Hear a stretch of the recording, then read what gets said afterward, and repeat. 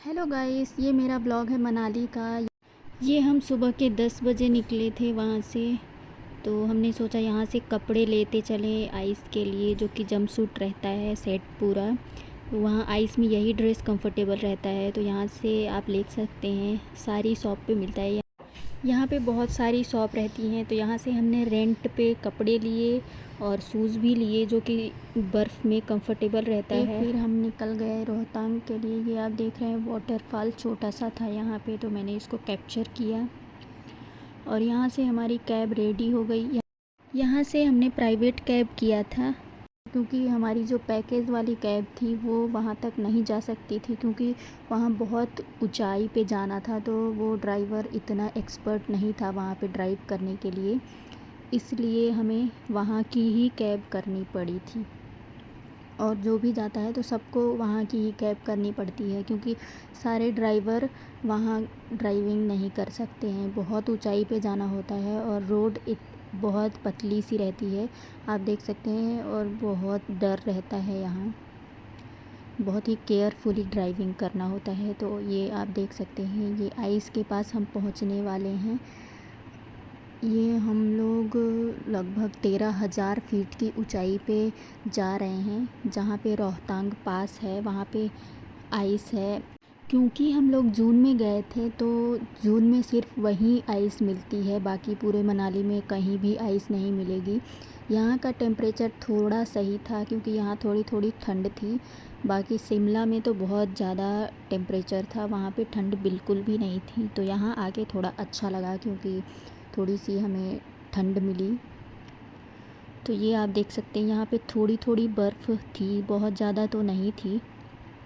मैंने जितना एक्सपेक्ट किया था उतनी ज़्यादा बर्फ़ नहीं थी वहाँ। और यहीं बीच में अगर किसी को पैराग्लाइडिंग का शौक़ है तो वो यहाँ से कर सकते हैं। ये आप देख सकते हैं, हम लोग 13,058 फीट की ऊंचाई पे आ चुके हैं। ये है रोहतांग पास। अगर आपको यहाँ भूख लगती है तो यहाँ पे आप फ़ास्ट फूड वगैरह खा सकते हैं, मैगी, ऑमलेट, ये सब यहाँ अवेलेबल रहता है। और अगर आप यॉक राइडिंग करना चाहते हैं तो ये भी यहाँ से कर सकते हैं। स्केटिंग भी रहता है। हमने एक्टिविटी लिया था 1000 में, लेकिन हमने किया नहीं, क्योंकि नीरा थोड़ी सुस्त सी थी, उसकी थोड़ी तबीयत ख़राब सी हो गई थी। क्योंकि वहाँ ऑक्सीजन लेवल बहुत ही कम हो जाता है इतनी ऊंचाई पे, तो थोड़ा प्रॉब्लम थी। छोटे बच्चों को तो प्रॉब्लम हो ही जाती, क्योंकि उन्हें इतना हैबिट नहीं रहती है इतना ज़्यादा ठंड झेलने की। हम लोग तो किसी तरह से सह सकते हैं, लेकिन बच्चे नहीं झेल पाते उतना। तो ये मैंने थोड़ी बहुत वीडियोस बनाई, थोड़ा इन्जॉय किया। फिर मैं भी थक गई थी, क्योंकि इतना ज़्यादा ऑक्सीजन लेवल डाउन हो गया था कि चढ़ने में बहुत ज़्यादा थकान सी होती थी। तो ये मैंने एक एक्टिविटी किया था। इसके बाद हमें भूख लग गई थी, तो हमने यहाँ पे मैगी खाया और ऑमलेट भी खाया। यहाँ की मैगी थोड़ी कॉस्टली रहती है, क्योंकि इतनी ऊंचाई पे हमें मैगी भी मिल रही है, वही बहुत होता है। तो ये मैंने वहाँ का ड्रेस वियर किया था, ये मनाली ड्रेस है। मुझे तो काफ़ी अच्छा लग रहा था, पर ये जो आइस का ड्रेस आता है इस पे उतना ज़्यादा अच्छा नहीं लग रहा था। अगर इसको अलग से पहनती तो बहुत अच्छा लगता।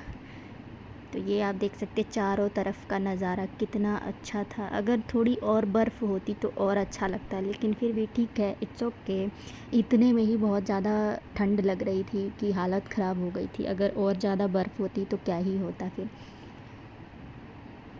अच्छा लग रहा था थोड़ा सा। अगर नीरा छोटी नहीं होती तो और टाइम रुकते, लेकिन थोड़ी थोड़ी बारिश होने लगी थी, तो हमें लगा कि अब हमें यहाँ से चलना चाहिए, तो हम वहाँ से निकल गए थे। स्केटिंग मैं नहीं कर पाई थी, मेरा तो मन था करने का, लेकिन नीरा की वजह से मैं नहीं कर पाई। फिर हम लोग वापस आए और रास्ते में अच्छा सा व्यू दिखा, तो यहाँ पे हमने फ़ोटो क्लिक की और वीडियो बनाए थोड़े से।